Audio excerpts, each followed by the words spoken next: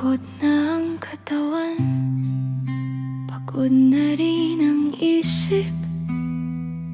Maraming beses nang gusto na tumigil sandali. Tahimik ang paligid, pero maingay sa loob. Mga tanong sa sarili, kung kakayanin pa ba to?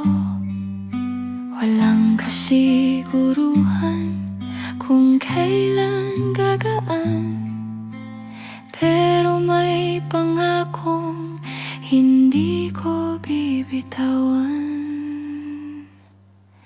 Hindi ako sumuko kahit gusto ko na, kahit ang bigat-bigat ng bawat araw na dala.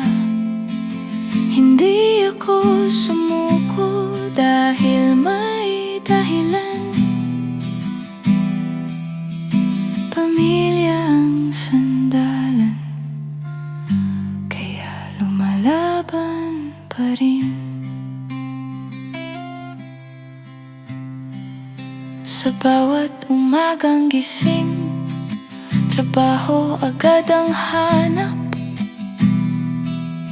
Iniisip ang anak kung kumain na ba siya. May luha sa mata, pero ngiti sa labi. Kahit pagod na ang puso, kailangang magpatuloy. Hindi ako sumuko kahit tahimik lang.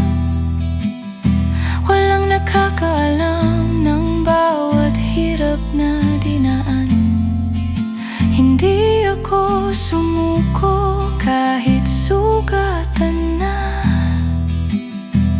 dahil sa dulo ng pagod may pamilya naghihintay. May mga gabing ako lang at ang Diyos sa katahimikan. Doon ko hinahanap ang lakas.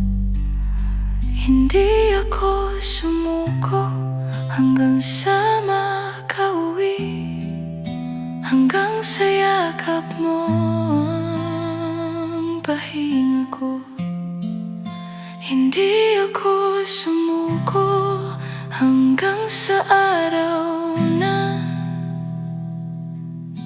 masabi ko sa sarili, naging sapat ako.